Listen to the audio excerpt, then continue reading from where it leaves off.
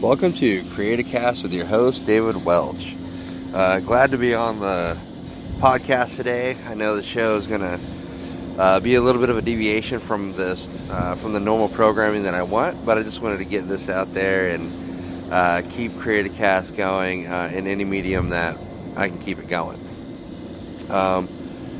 What I want this channel to be about, ultimately, is the writers. I want to showcase poets, authors, fiction writers, nonfiction writers, essayists, everybody who utilizes the written word as their creative medium. I really want on my show, I want this to be a program that college creative writing students can listen to, MFA program students can listen to, and really connect with the idea that as an author or as a writer, creative writer, we open ourselves up to criticism.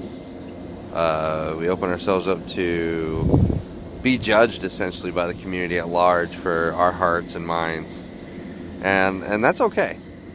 As an author, if I was told a million times that my stuff's garbage and I'm never gonna make it, I'm gonna write anyway. I could really care less what people say, because I'll never stop writing. That'll be something that's part of my lifeblood. So, as an author, we get so many damn rejection letters and so many people telling us we can't do what we need to do. We're not good enough, or you're not what they're looking for right now. And what ends up happening is some obscure publisher will pick up our book, put it out there, and we'll be hitting it big, and that author will come, or that publisher will come back to you and say, hey, we fucked up, we messed up, we want you to be published with us, we want you to sign contract. And then that's when a lot of writers turn around and give them the middle finger, like, nah, fuck you, you didn't take a chance on me. And that's me right now. That's my mentality going into getting ready to publish this young adult book. I'm about 35,000 words into it. I'm very comfortable with the book I've written so far, and I'm definitely going to share some at the end of next month. I will share a chapter of length and what I'm going through as far as the writing process is concerned. Very happy with the progress I've made on that book, and I've discovered a lot about what my writing process is for novels. So, a little bit of that writing process is a lot of freestyle writing, and then coming back and aligning the picture of what I originally had for the book, and doing my edits and interrupting not interrupting, but reinvigorating the continuity of the original plan for the novel versus whatever tangent I went on during the free write.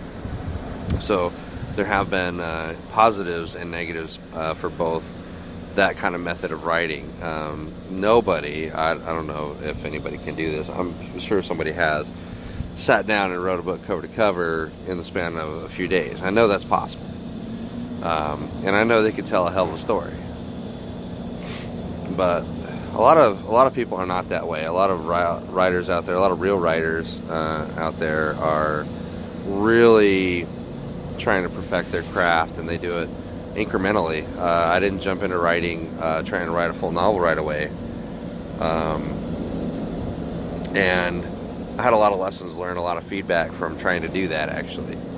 I still have 55 pages of a fan fiction Predator novel that I've been working on. That was my first attempt at a novel. Before that, I did write some short stories, a lot of poetry, and I think a lot of successes in poetry are due to my frustrations with fiction. But I think the biggest reward for me ultimately would be to publish my series of fiction novels and have them be successful as well. I know I can write poetry. I know I've been published more with my poetry than my fiction, but it is rewarding nonetheless, to have any work out there. And that's what I want to do with Creatacast. The mission and always this mission will be, is to take those raw authors out there, those who, are trying to get published, those who are in that vein of not knowing if they want to continue pursuing writing or not, to give Creatacast a shot to showcase your work. I want authors out there to take a look at my work and say, you know what, hey, they've got on Creatacast, so that's a check in the box, and that's ultimately where I want to be with the show. I admire other writers, those who have already put out books, those who have published in magazines, and who penned poetry books and have contributed chapters and everything like that to other work. I do admire writers in all capacities. Even if you're just a really solid essayist or article writer, I mean, you've done great things to the writing community by forwarding the written word. That's why I respect Medium so much as a platform for article writers and essayists and bloggers to really put their work out. I follow Ethan Siegel on Medium, and that person, I've never met the person in my life, but his stuff is so interesting to read. It keeps my creative genius going, so I love it. But I really want your submissions, folks. Those who are tuning in for the first time to Creatacast, I want you to give Creatacast a shot. Send me up to 10 pages of your fiction work, your poetry, your creative nonfiction. I'll even take an essay at this point. Send it to dwelch9627@gmail.com. Again, that is dwelch, so Delta, Whiskey, Echo, Lima, Charlie, Hotel, 9627@gmail.com. I'm vigorously looking at my emails all the time. I want to get your creative work onto the show.